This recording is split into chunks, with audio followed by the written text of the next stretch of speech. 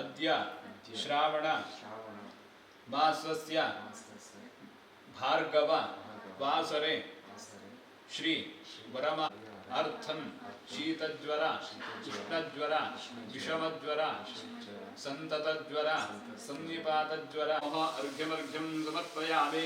महागणपतये नमः। मुखे आचमनीयं समर्पया सपद्मकरया शिष्टोद्भरद्भुवनं च कर्म कारयिष्ये।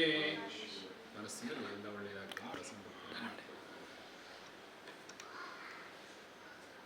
ಈ ಹೊಟ್ಟೆಯಲ್ಲಿ ಒಂದು ಸಲ ನೀರನ್ನು ಗುರು ಗಂಗಾದ್ಯ ಸರ್ವತೀರ್ಥದೇವತಾ ಅತ್ರಾವಾಯಿತಾನಿ ಸಂತು ಕೈಯನ್ನು ಇಟ್ಕೊಳ್ಳಿ.